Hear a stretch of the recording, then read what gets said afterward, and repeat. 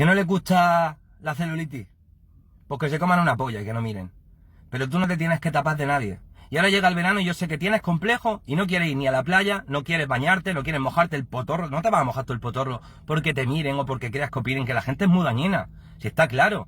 ¿Cuántas veces te encuentras a alguien cuando ha engordado y te han dicho, estás más gordo? ¿Qué te crees que no lo sabe esa persona si ha engordado? La gente es dañina porque sí. Y la tele te pone en intimísimi por bañadores y en donde la anuncien bañadores con modelos, con gente que tiene una genética y eso da igual. ¿A que no le guste tu barrigón, chico? Pues que se vaya con otro. Y que lo disfrute.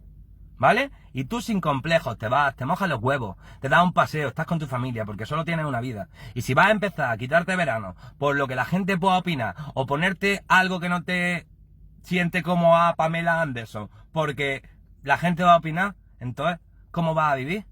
¿Qué quieres estar encerrado de verdad por las demás personas? Porque los complejos que tienes es por lo que ves de los demás. Porque tú te tienes que sentir bien como tú eres. Tú has venido al mundo con todo lo que tienes encima, bueno y malo. Y no es para esconderte, ¿eh? No es para quedarte en casa y decir que vayan los demás, hay que el año que viene ya si eso, o yo me pongo una piscina en la terraza de plástico como mi sobrino y te metes en la piscina de plástico. Te vas a la playa, te paseas, disfrutas y te pones lo que te tengas que poner. Y no te sientas mal, porque nadie es más que nadie. Da igual que uno vaya al gimnasio 24.000 horas al día y tú no vayas nunca.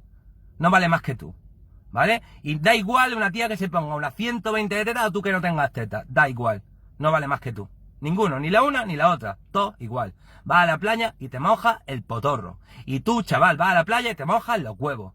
Y que digan lo que digan. Y si dicen, que se coman dos cazos mierda.